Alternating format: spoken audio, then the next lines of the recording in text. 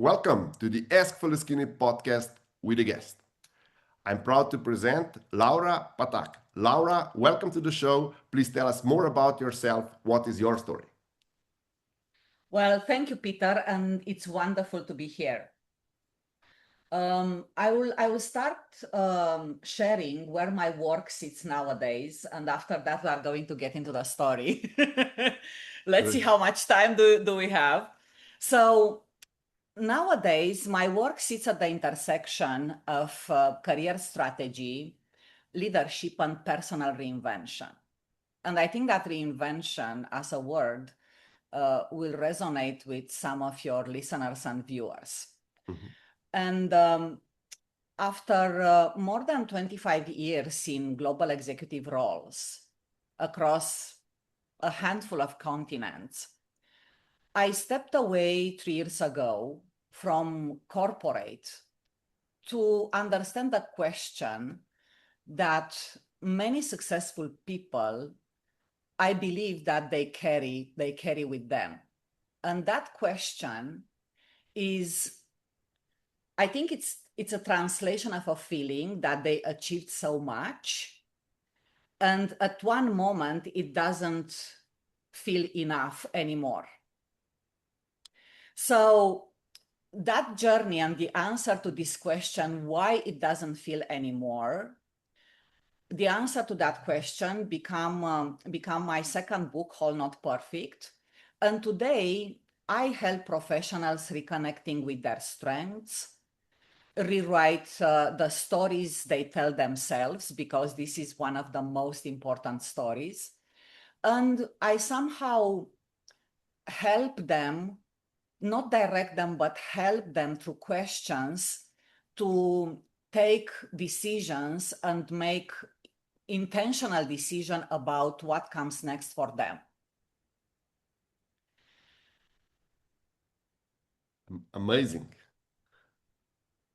So when you say when you say you help them get or make decisions, what's next? Would you agree that nowadays everyone is just seeing career as something that improves constantly and is just going up? And if uh, if you were C-level executive in your previous job, you have to be president of the board in this job and stuff like that. Would you agree that it used to be a bit different? And some cultures still do it differently. For example, in some cultures, you become executive like in your 40s usually, and then you become C-level in your 50s, and then in the 60s you cannot be in the C-level position anymore. You're basically put or they will tell you thank you for everything you've done for this company, and then they will make you an advisor. And the idea is to transfer knowledge and experience from the senior executives that are basically preparing themselves for exiting the workforce, to transfer all this knowledge to the newer generation. Would you agree that just going to the top and be on the top when you're really old is not the best strategy? What's your take on that? Based on my own experience, because I went exactly through the journey which you described. So I become not a C-level, but I become a high-level executive at the 40s, and at the 50s I was top 20 people in the organization, global organization. Um, I think what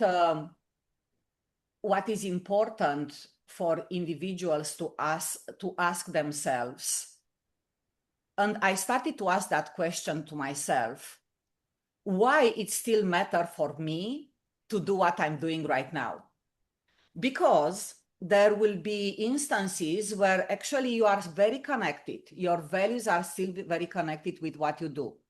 You are very aligned with your purpose in what you are doing in that company, in that job. And that is okay. And it's okay to have a career strategy. And I really want to emphasize on career strategy, not a CV, because most people, they are looking to their professional experience like a long list of jobs with some performances and some KPIs, but they don't really connect how that job or that experience connects with who they want to become. Is that job part of a larger career strategy? Because when I was at 30, I was very clear. I had two milestones when I was at 30. My first milestone was that at 40, I will become an executive in a large global organization.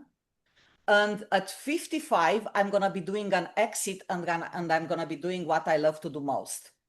So that for me was a bit of aspiration. But the strategy is how from 30 to 55, I went about always connecting my decisions about careers, jobs, movements to my aspiration and with my purpose.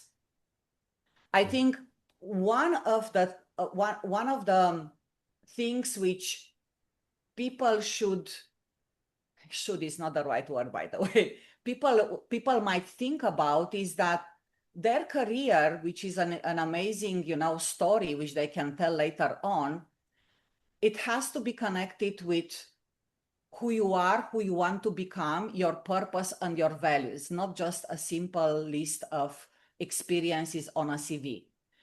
And in the moment when I felt disconnected, like I was very successful, I was performing on paper, but something really felt off. It felt off because slowly I was disconnecting with the work I was doing and the values, the purpose, and the things which I wanted to do inside. And to me, when you are at 50, I'm always calling this, people might call it midlife crisis, but midlife crisis, it's a term in, I think that our evolution is helping us to reinvent ourselves almost every decade. Mm-hmm. And what that means, it means that we will carry with us our stories. I'm calling those the origin stories.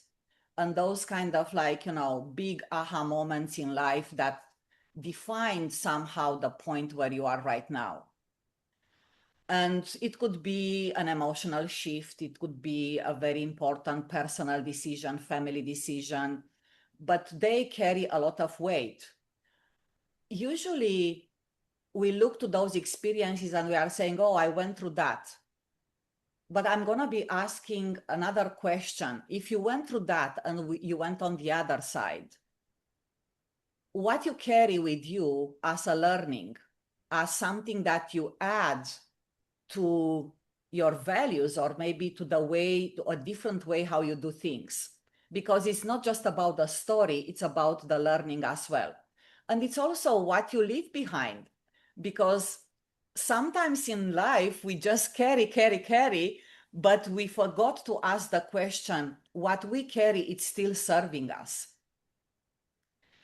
So to me, when I'm looking to someone being around like 40 or 50, I'll be having the conversation about not only the handful of meaningful stories that brought us where we are right now, or brought you where you are right now. I'll be also looking about what you carry and what you decide, you give yourself permission to stop carrying. And after that, I think that our purpose might polish over the course of life. But every time when I did the purpose exercises with myself, actually my purpose stays the same. So the other thing is like how connected you are with your purpose when you are like 40 or 50, and how your decisions and the moves you are making, they are still connected with your purpose. And the individual values, they never fade. And the individual values is about what matters for you the most. And what matters for you the most, you want to see in some other people behaviors. And you have also your non-negotiable values. What are those? And lastly, this is a topic which actually it's very close to my heart.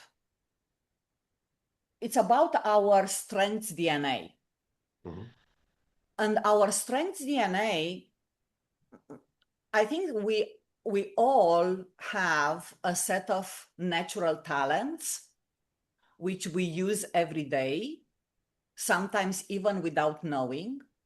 And those talents, under pressure or an uncertainty, they are overacting. Mhm. And this, I'm going to call them the top 10 talents, which everyone has, the strengths DNA. It's very important to name it and to claim it, to understand how you utilize your strengths in various scenarios in life, bouncing back to your old stories. Because understanding your strengths, you have the opportunity to calibrate them. And I'll give you an example. Responsibility is one of my top 10 strengths. I'm tempted to over abuse my responsibility because I take on responsibilities which are not mine, especially under pressure. Knowing that you have that strength, I pause and I ask myself the question, is this a responsibility which I must take just because nobody else is raising the hand? And if I take it, what else I'm taking out from my plate? Because just adding on top of your plate as responsibilities, that is going to lead to burnout eventually. So to me, as an individual, either you are 40 or 50, I think there is an individual responsibility to navigate evolution and stages of in life with the ability to reinvent yourself using the 4 elements of your origin story, your values, your purpose, and your natural strengths. And I'm also calling this like an individual uniqueness, because you're not going to see two people with the same strengths, the same top strengths, the same values. Purpose might be one way or another, the same kind of outline, but definitely the way how you're going to approach fulfilling your purpose is going to be different. That's why your journey is very different. Because the story that brought us today in this podcast, Peter, your story, it's very different than my story, but here we are talking about midlife crisis and individual uniqueness. Yeah. So, Laura, all your knowledge, how do you pack it? How do you transfer that knowledge? I know you have a book about it, and where can our listeners and viewers get in touch with you? Where can they get the book? The book is available on Amazon. I restarted my Instagram account, and the Instagram is going under a very nice concept, and the concept is permission. It's called Permission Room, because to me, I finally gave myself permission actually to write and to expose my poetry in a very meaningful way. So Permission Room is creating that kind of space for everyone to come and pause, to step out from the noise, and to really be able to get out with some questions, because questions are the answers, and is enabling people to reflect as well. And also LinkedIn is my favorite channel, where they can discover different articles about career advising, what career strategy is, and also some snippets from my book. Laura, thank you for this, and thank you for all the insights that you have shared with our viewers. Thank you so much. Thank you for having me, Peter. Thank you.